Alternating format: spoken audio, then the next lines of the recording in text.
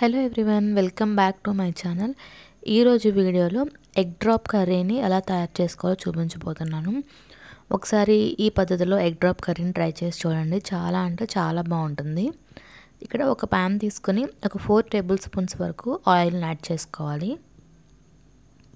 తర్వాత ఒక 4 పెద్ద ఉల్లిపాయలని చిన్న చిన్న ముక్కలుగా కట్ చేసుకొని యాడ్ చేసుకోవాలి. తర్వాత ఈ ఉల్లిపాయలని ఒకసారి బాగా మిక్స్ చేసి ఇందులోనికి మీ కారానికి తగినట్టు లేదా ఇక్కడ నేను 2 పచ్చిమిర్చిని స్లైసెస్గా కట్ చేసుకొని యాడ్ చేశాను. తర్వాత ఇందులోకి కొన్ని కరివేపాకు కూడా యాడ్ చేసుకోవాలి.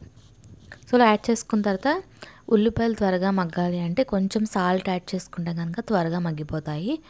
సో సాల్ట్ యాడ్ చేసుకుని ఒకసారి బాగా మిక్స్ చేసుకొని మరలా లిడ్ పెట్టేసి కొంచెం సేపు కలర్ చేంజ్ అయ్యేంత వరకు మగ్గించుకోవాలి.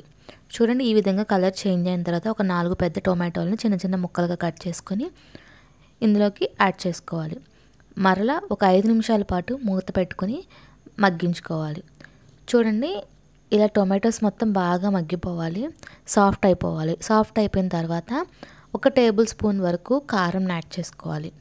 తర్వాత కర్రీ మొత్తానికి సరిపడా సాల్ట్ని ఈ టైంలోనే ఇక్కడ యాడ్ చేశాను.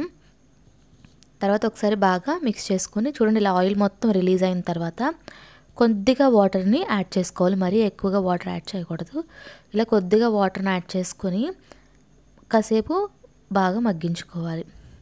సో ఇందులో నుంచి మనకి ఆయిల్ మొత్తం ఇలా రిలీజ్ అవ్వాలన్నమాట. కర్రీలో నుంచి రిలీజ్ అయిన తర్వాత మీకు ఎన్ని ఎగ్స్ కావాలంటే అన్ని ఎగ్స్ని ఇలాగా ఒక్కొక్కటి విడివిడిగా ప్లేస్ చేసుకోవాలి. ఇక్కడ నేను ఒక 4 ఎగ్స్ వరకు యాడ్ చేశాను. సో ఇలా సపరేట్ చేసుకుని దీన్ని మిక్స్ చేసుకోకూడదు. దీన్ని ఎగ్ డ్రాప్ కర్రీ అన్నాం కాబట్టి డ్రాప్ చేసేసిన తర్వాత లిడ్ పెట్టేసుకొని ఒక 2 మినిట్స్ ఇలా మగ్గించుకుంటే ఎగ్ బాగా కుక్ అయి కనిపిస్తుంది. అయితే మనం వేసిన ఏ ఎగ్కి ఆ ఎగ్ ఇలా సపరేట్ చేసుకొని దాన్ని ఫ్లిప్ చేసుకోవాలి. లో ఫ్లేమ్లో పెట్టుకోవాలి. హై ఫ్లేమ్లో పెడితే మాడిపోయే ఛాన్స్ ఉంది కాబట్టి లో ఫ్లేమ్లో పెట్టుకొని ఇలా ఒకవైపు మంచిగా కాలిన తర్వాత ఇంకోవైపు ఇలా ఫ్లిప్ చేసుకోండి.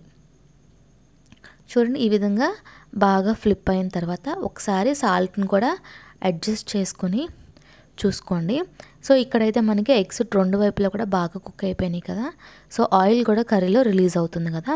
ఈ స్టేజ్లో లాస్ట్లో కావాలంటే కొత్తిమీరని యాడ్ చేసుకొని ఇంకా సర్వ్ చేసుకోవచ్చు. ఒక్కసారి తప్పకుండా ట్రై చేసి చూడండి. మళ్ళీ మళ్ళీ చేసుకుంటూనే ఉంటారు. అంత బాగుంటుంది ఈ కర్రీ. ఎందుకంటే మనం త్వరగా అప్పటికప్పుడు చేసుకోవాలన్నా ఈజీగా, చాలా అంటే చాలా ఈజీగా ఈ కర్రీని చేసుకోవచ్చు.